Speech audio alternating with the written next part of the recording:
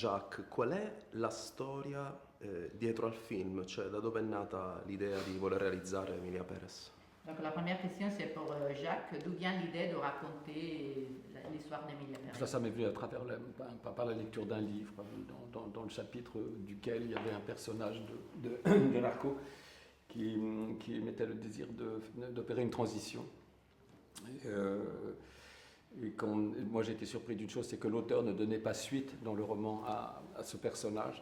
Et donc, moi ça m'a, le paradoxe que représentait ce personnage entre ce qu'il était et ce qu'il souhaitait être m'a suffisamment inspiré pour que j'écrive, que je le développe. Io a Carla invece vorrei sapere com'è stata la sfida di dover affrontare un personaggio così sfaccettato. Bueno, è stato molto difficile per la responsabilità che ha immersa in questo, non solo attualmente, sino socialmente. Per me è stata una responsabilità grandissima, molto grossa, perché personaggi di questa categoria o di questa naturalezza non si trovano normalmente. È un personaggio che solo scrive un genio una volta nella vita e risulta che è stato lui e l'ha scritto e me l'ha dato a me. No? È un personaggio che come attrice dovevo farlo perfetto, non solo per me come attrice, sino perché è un personaggio che fa storia, è un personaggio storico e dopo socialmente credo sapeva della rilevanza di questo ruolo. Sa che è una responsabilità troppo grossa per me, ma a me piace avere questo tipo di responsabilità. È meglio da conducere un autobus o cosa così per me. Infatti vorrei chiedervi quale credete possa essere l'impatto sia a livello cinematografico che sociale proprio di un film così. Quel pourrait être donc l'impact d'un film pareil d'un point de vue cinématographique mais aussi social en fait? Quel pourrait être l'impact? Oui, de ces films, c'est-à-dire? Je ne sais pas. Non, je ne sais pas comment l'impact, ce serait quel impact, comment rendre les gens plus tolérants, énerver une certaine couche de la population. J'ai le choix, hein. Tout c'est déjà un petit peu produit. Donc l'impact, c'est comment, puisque moi je considère que le cinéma a une fonction d'identification, oui, c'est identifier quelque chose, c'est identifier des personnes, c'est identifier des destins, c'est identifier peut-être la transidentité, des choses comme ça, voilà. Et le rendre suffisamment naturel pour qu'on en fasse des personnages de fiction. È un film molto disruttivo, è un film che è un'esperienza, è un film che fa paura a un estamento molto grosso della società e ovviamente non è quello che va a passare, è quello che sta passando già. Dal primo momento che è uscito questo film ha avuto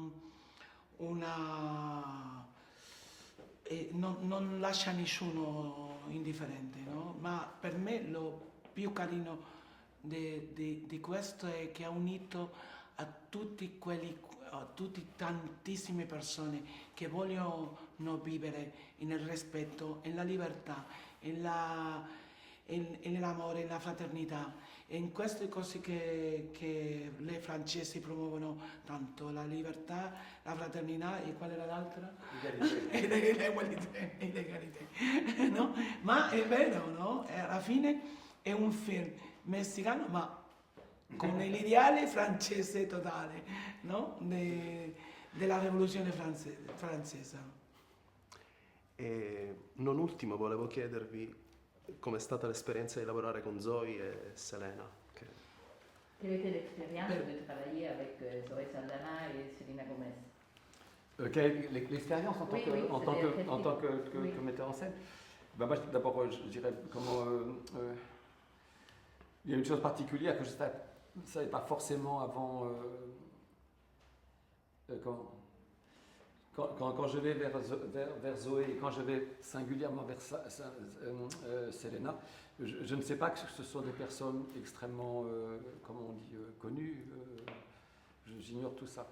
Et après, d'un point de vue strictement professionnel, sur le travail, j'ai eu la chance de travailler avec des personnalités complètement différentes, ce qui était pour moi très très agréable. En fait, vous voyez, je ne parle à peu près aucune langue étrangère, mais vraiment aucune. Honte sur moi.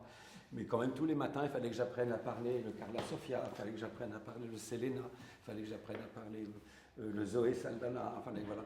Et ça, c'était passionnant.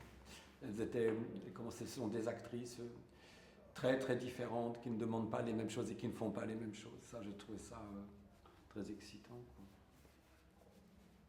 No? Per me è stato carinissimo lavorare con loro perché sono lo più importante di loro è che vogliono fare le cose con tutto l'alma e della migliore maniera, no?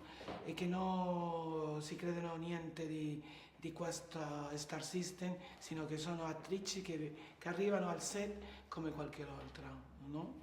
E questo è lo più importante perché questa era la mia paura a prima volta, di trovarmi con queste classi o categorie di movie star che ne voglio parlare con te o che non si mescolano, no? Alla fine sono attrici veramente carine e abbiamo lavorato di tu a tu, che era lo che si aspettava da noi. E alla fine sono le mie amici, allora, no.